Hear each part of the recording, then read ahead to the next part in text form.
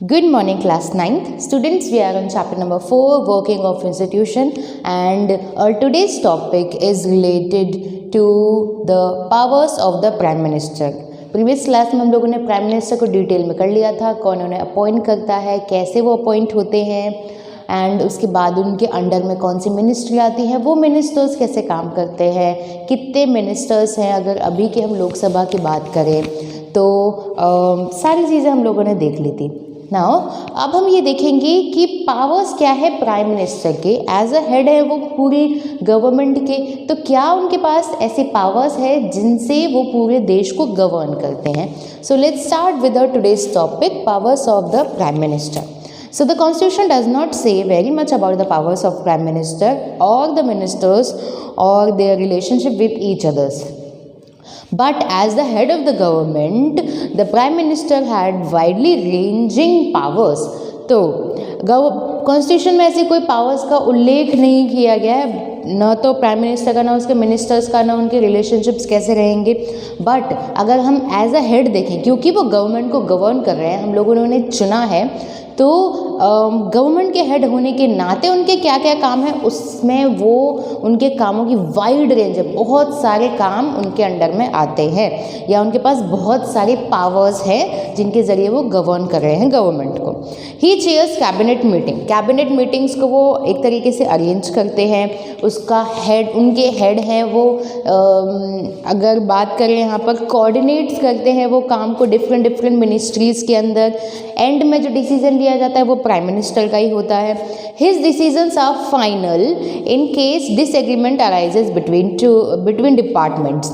अब मान लिया एग्जांपल दे दिया, transport ministry and defence ministry में एक तरीके से कॉन्फ्लिक्शंस हैं, एक जगह पे रोड बनवानी है, और जो ट्रांसपोर्ट मिनिस्ट्री बोल रही है यहाँ पे रोड्स एक तरीके से वेलफेयर का काम करेगी, एक जगह के दो लोगों को दूसरी जगह से जोड़ेगी।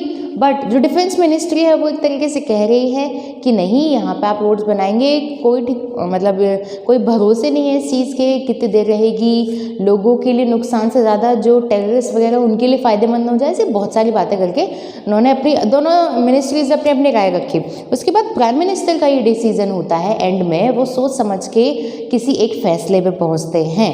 तो एंड में डिसीजन किसका माना जाता है, किसी मिनिस्ट्री का नहीं, जो प्राइम मिनिस्टर है वो अपनी सूझबूझ से जो फैसले लेते हैं वही एंड में माने जाते हैं। Now he exercises general supervision of different ministries, all ministers work under his leadership. क्योंकि कैबिनेट मिनिस्टर्स किसके लिए एक तरीके से उत्तरदायी है, गवर्नमेंट के लिए उत्तरदायी है, प्राइम मिनिस्टर के लिए, हमारे लिए, तो वो सारे काम हमारे बेनिफिट में करते हैं। और किसकी लीडरशिप में करते हैं, प्राइम मिनिस्टर की लीडरशिप में हमारे वेलफेयर के लिए काम करते हैं। The prime minister distributes and redistribute work to the ministers, और उनको काम देने का काम किसका है, मिनिस्टर्स को, वो है प्राइम मिनिस्टर का काम। किसको कौन सा मंत्रालय दिया जाएगा, ये सभी चीज़ें देखी जाती है प्राइम मिनिस्टर के द्वारा। He also had the power to dismiss ministers when the prime minister quits, the entire ministry quits. Okay, so जैसे स्मृति ईरानी जी से HRD मिनिस्ट्री एक तरीके से ले ली गई थी और उन्हें टेक्सटाइल मिनिस्ट्री दे दी गई थी। अब ये क्या हुआ, पहले तो उन्हें दूसरा डिपार्टमेंट दिया, उसके बाद दूसरा डिपार्टमेंट दे दिया। तो ये बात है कि जो प्राइम मिनिस्टर हैं वो कभी भी किसी से भी उनकी डिपार्टमेंट को शिफ्ट करवा सकते हैं, चेंज करवा सकते हैं, कुछ भी। मतलब प्राइम मिनिस्टर के हाथ में ही सारी मिनिस्ट्रीज उनके अंडर में काम कर रही है, तो सब कुछ उनके अकॉर्डिंग कभी भी चेंज हो सकता है। अब अगर प्राइम मिनिस्टर क्विट कर देते हैं, वो इस्तीफा दे देते हैं, तो कैबिनेट मिनिस्ट्री क्यों बैठी रहेगी, क्योंकि कैबिनेट मिनिस्ट्री एक तरीके से प्राइम मिनिस्टर को ही डिनोट करती है। तो कैबिनेट मिनिस्ट्री भी क्या होगी, एक तरीके से प्राइम मिनिस्टर क्विट करते हैं तो मिनिस्ट्रीज भी क्विट कर देंगे। Thus, if the cabinet is the most powerful institution of India, within the cabinet, it is the prime minister who is the most powerful. हम कैबिनेट मिनिस्ट्री सारे मंत्रालयों को इम्पोर्टेंट बोलते हैं, पर सबसे उन सभी का हेड तो हमारे प्राइम मिनिस्टर हैं, तो सबसे ज़्यादा मोस्ट पावरफुल कौन हुए, prime minister. The powers of the Prime Minister in all parliamentary democracies of the world have increased so much in recent decades that parliamentary democracies are sometimes seen as prime ministerial form of government. कभी कभी ऐसा हो जाता है कि कोई कोई country के जो प्राइम मिनिस्टर है वो सत्ता में इतने ज़्यादा अपने आप को पावरफुल बना लेते हैं कि इन डेमोक्रेसीज़ में, पार्लियामेंट्री डेमोक्रेसी में एक तरीके से उन्हें prime ministerial form of government या फिर प्राइम मिनिस्टर की इतनी ज़्यादा सत्ता या फिर इतना ज़्यादा उनकी धाक जमने लगती है कि सब जगह किसका कहना माना जाता है, प्राइम मिनिस्टर का कहना माना जाता है. As political party have come to play a major role in politics, the prime minister controls the cabinet and parliament through the party. अब जैसे बीजेपी पार्टी अभी रूलिंग पार्टी है, ठीक है, रूलिंग पार्टी बीजेपी है, तो उसकी वजह से उनके जो लीडर है प्राइम मिनिस्टर जो कि श्री नरेंद्र मोदी हैं, वो कंट्रोल करते हैं एक तरीके से cabinet and parliament through the party. The media also contributes to the this trend making politics and elections as a competition between top leaders of parties. और कैसे जब इलेक्शंस कंडक्ट होते हैं तो सारे मीडिया वाले पूरे दिन भर एक ही कवरेज देते रहते हैं, कैमरा लेके ना बस एकदम लोगों की राय लेने के लिए अलग अलग जगहों पे पहुंच जाएंगे. बहुत सारे न्यूज़ चैनल्स के जो कुछ पर्टिकुलर टीवी एंकर है ना, वो तो जगह जगह नुक्कड़ घूम के लोगों की राय लेने में लगे रहते हैं. तो मीडिया भी क्या कहती है, एक तरीके से कॉम्पिटिशन बना देती है कि कौन जीतेगा. अब इधर जीतेगी, अब जो पावर है वो किसके हाथ में आएगी, तो एक तरीके से मिर्च मसाला लगा के वो बहुत अच्छा कंपटीशन तैयार कर देती है. In India too we have seen a tendency towards the concentration of power in bands of the Prime Minister. Jawaharlal Nehru, the first Prime Minister of India, exercised enormous authority because he had great influence over the public. अब एक तरीके से हम बोलेंगे जो power में आता है वो इंसान ऑब्वियसली पब्लिक का चहेता होना चाहिए और होता भी है. अब हम एक तरफ एक ऐसे इंसान को खड़ा कर रहे हैं जो पब्लिक का चहेता और दूसरी तरफ एक बुरी छवि का नेता खड़ा कर रहे हैं, तो बुरी छवि वाले को कोई डर के मारे चलो वोट दे देगा, पर जीतेगा वही जिसकी अच्छी छवि है. तो जब जवाहरलाल नेहरू प्राइम मिनिस्टर बने थे, Jawaharlal Nehru is a first prime minister, उसके पास बहुत सारी पावर थी क्योंकि वो एक तरीके से चहेते थे पूरी पब्लिक के. उस टाइम पे पब्लिक फिगर के तौर पे वो बहुत ज़्यादा फेमस थे. Indira Gandhi was also a very powerful leader compared to her colleagues in the cabinet.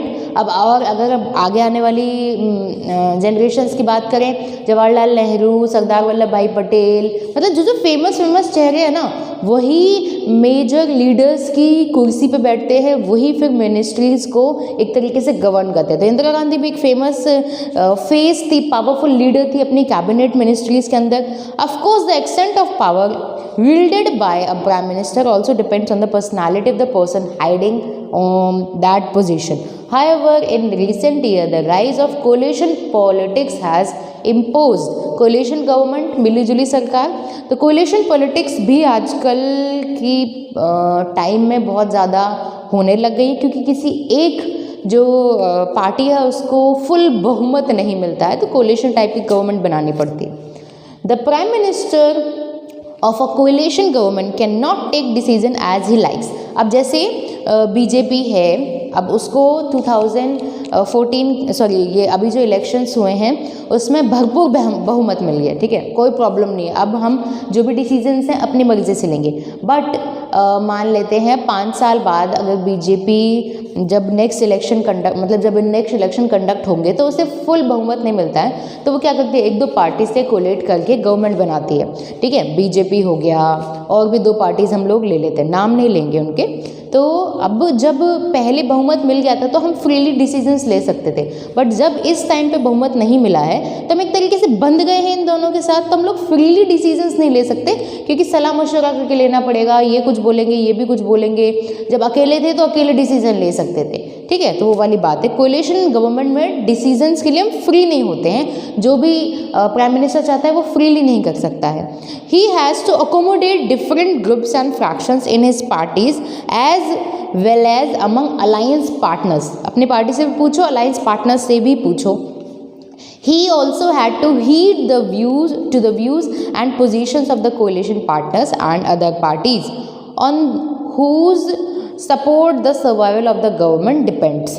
So he also has to heed to the view, सभी के व्यूज़ सुनने हैं हमको, and positions of the coalition parties and other parties those who support the survival of the government depends. अब जो government है, पहले तो हमको पूरी जो अगर हम बोले मेजॉरिटी मिल गई थी, हमें कोई दिक्कत नहीं थी, पर जब हमें मेजॉरिटी नहीं मिली, हमें एक तरीके से सत्ता में रहने के लिए इन दोनों के सपोर्ट की ज़रूरत है, तो मिल बांट के काम करना ही फिर उस गवर्नमेंट का एक तरीके से मोटो हो जाता है, सभी को साथ लेके चलना, क्योंकि हमें एक तरीके से पुश मिल रहा है इन दो पार्टीज़ की वजह से, हेल्प मिल रही है, वरना ये जो अपना समर्थन है ना वो वापस ले लेंगे, सरकार जो है गिर जाएगी।